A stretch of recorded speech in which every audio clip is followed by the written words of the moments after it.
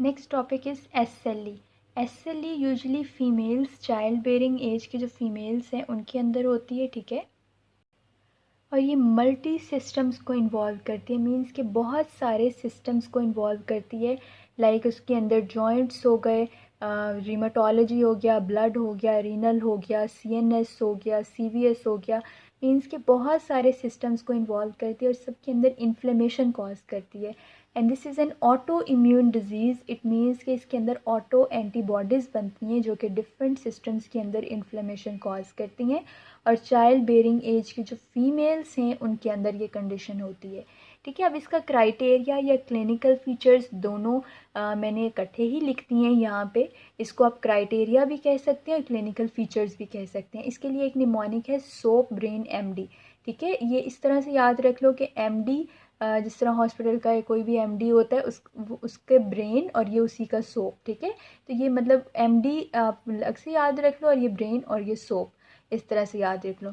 अब ये soap stands for सिरोसाइटस, means कि जो सिरोजल मेम्ब्रेन होती है लाइक हार्ट की और लंग्स के इर्द गिर्द, ये उसका इन्फ्लेमेशन कॉज कर देती है। क्योंकि आपको पता है कि लंग्स और हार्ट के ऊपर एक कवरिंग होती है, ठीक है, सिरोज़ा होता है। तो जब भी उसके इन्फ्लेमेशन होगी तो उसके अंदर वहाँ पे फ्लूइड कलेक्ट हो जाएगा, क्योंकि इन्फ्लेमेशन का एक साइन है एडीमा या स्वेलिंग, इसलिए इसके अंदर इफ्यूजन हो जाएगी, ठीक है। माउथ के अंदर अल्सर्स बनेंगे। A stands for arthritis, this is non erosive arthritis.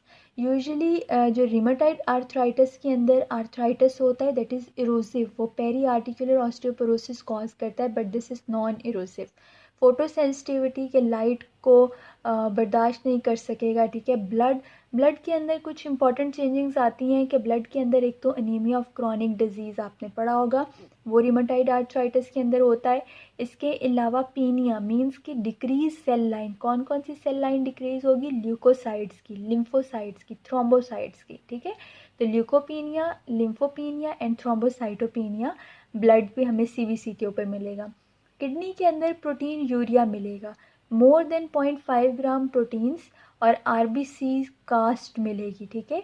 ANA anti neutrophilic antibody मिलेगी, ठीक है। और इम्यूनोलॉजिकल के अंदर anti DNA antibody, anti Smith, anti phospholipid antibody is present in SLE। And neurological में सीजर्स और साइकोटिक पेशेंट हो जाएगा, ठीक है। इसके अलावा इन पेशेंट्स के अंदर रैश भी होते हैं। रैश जो है वो बटरफ्लाई लाइक रैश होते हैं इन पेशेंट के अंदर, इसको हम मेलर रैश भी कहते हैं।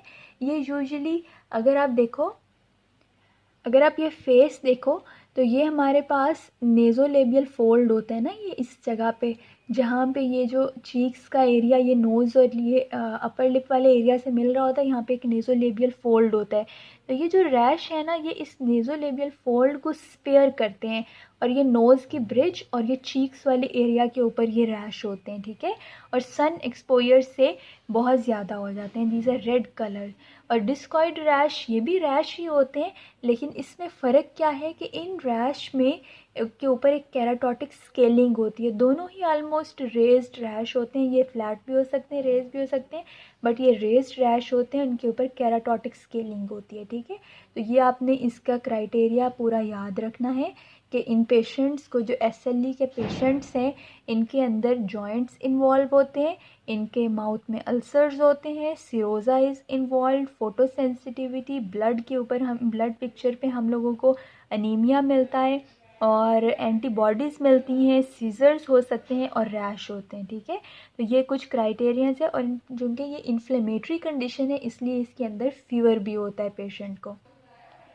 ड्रग इंड्यूस्ड SLE, ये कुछ ड्रग्स हैं जिसकी वजह से SLE हो सकती है। अब ये आपने ड्रग्स देख लेनी है, आइसोनियाजिड, हाइड्रोलाजीन और मिथाइल डोपा, प्रोकेनामाइड, पेंसिलामाइन, ठीक है।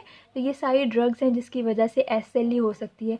अब ड्रग इंड्यूस्ड SLE है या ऑटो इम्यून ये SLE है, इसको हम डिफ्रेंशिएट करते हैं कि जो ड्रग इंड्यूस है उसके अंदर एंटी हिस्टोन एंटीबॉडीज़ होती हैं, ठीक है।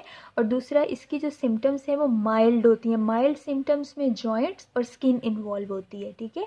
तो जॉइंट्स और स्किन जो है वो माइल्ड सिम्टम्स में इन्वॉल्व होते हैं, और सवेयर के अंदर फिर आगे further serosa, blood, kidney, immune system, neurological system, ठीक है, वो सारे के सारे सीवियर में इन्वॉल्व होते हैं। तो माइल्ड में आपने याद रखना है सिर्फ जॉइंट्स और स्किन के ऊपर जो रैश हैं वो अपीयर होते हैं। इसको हम इन्वेस्टिगेट किस तरह से करते हैं? इन्वेस्टिगेशन इसकी, एक तो सीबीसी के ऊपर हम लोगों को अनीमिया और सेल लाइंस डिक्रीज़ मिलेंगी, ईएसआर रेज्ड होगा और कॉम्प्लीमेंट सिस्टम इसका डिक्रीज़ होगा। ऑटो एंटीबॉडीज़ बहुत इंपॉर्टेंट है, anti neutrophilic antibody, anti DNA antibody, anti Smith antibody, anti phospholipid antibody, anti histone antibody drug induced lupus के अंदर होता है, और ये एसएसए एंड एसएसबी एंटीबॉडीज़, ठीक है, ये अब किसके अंदर होती हैं? ये सिजोग्रेन सिंड्रोम और न्यूनेटल लिपोस के अंदर होती हैं। तो ये हमारे पास कुछ एंटीबॉडीज़ हैं, तो इन्वेस्टिगेशंस में आपने ये एंटीबॉडीज़ सारी ज़रूर मेंशन करनी है, ठीक है। नाउ ट्रीटमेंट, एसएलई के पेशेंट को हम ट्रीट किस तरह से करते हैं? इन पेशेंट्स के अंदर रैश होते हैं, इसलिए सन एक्सपोजर से अवॉइड करना है, क्योंकि सन से रैश और ज़्यादा होंगे। माइल्ड टू मॉडरेट कंडीशन में हम लोग, अच्छा एक चीज़ बस आप याद रख लो कि इनके अंदर जो मेन जो ट्रीटमेंट है उसके अंदर 2 ड्रग्स आती हैं, steroids with immune suppressant. Immune suppressant के अंदर माइकोफिनोलेट देते हैं, ठीक है, usually mycophenolate is used as a immune suppressant. तो 2 ड्रग्स अगर आप याद रख लोगे तो माइल्ड में उसकी लो डोज देते हैं, सवेयर के अंदर वही वाली 2 ड्रग्स हैं लेकिन आईवी रूट के थ्रू देते हैं और डोज हाई देते हैं, और मेंटेनेंस के अंदर वही वाली 2 ड्रग्स देते हैं लेकिन ओरल रूट के थ्रू देते हैं और डोज उसकी लो मेंटेन कर देते हैं। तो माइल्ड टू मॉडरेट के अंदर हम लोग स्टीरॉयड विद इम्यून सप्रेसेंट माइकोफिनोलेट देंगे, इसके अलावा हाइड्रोक्सी क्लोरोक्विन और एनाल्जेसिक्स और एनसिड्स देंगे, ठीक है। तो ये हम लोग देंगे माइल्ड के अंदर, मेन 2 ही ड्रग्स हैं, स्टीरॉयड, इम्यून सप्रेसेंट, इसके अलावा ये एंटी मलेरियल और एनसिड्स वगैरह भी देंगे। अच्छा ये एक है बेलीमुमैब, ये beta cell anti beta cell growth factor है, ये भी अब ट्रायल के अंदर आ रहा है, तो ये भी आपने माइल्ड टू मॉडरेट के अंदर आप दे सकते हैं।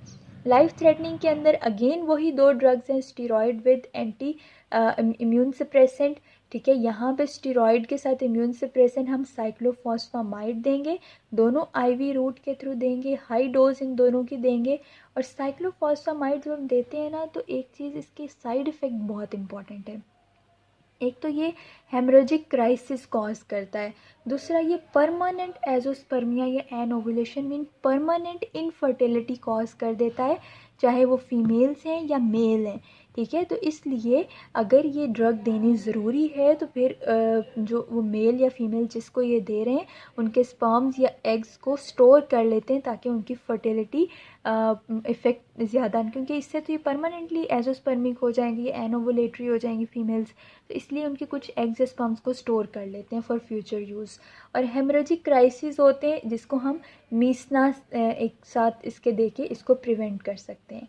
मेंटेनेंस के अंदर अगेन हम लोग वही स्टीरॉयड विद इम्यून सप्रेसेंट माइकोफिनोलेट देंगे, लेकिन दिस टाइम एक तो डोज लो होगी, दूसरा हम ऑरली देंगे, ठीक है। तो ट्रीटमेंट में एक तो सन एसएलई एस और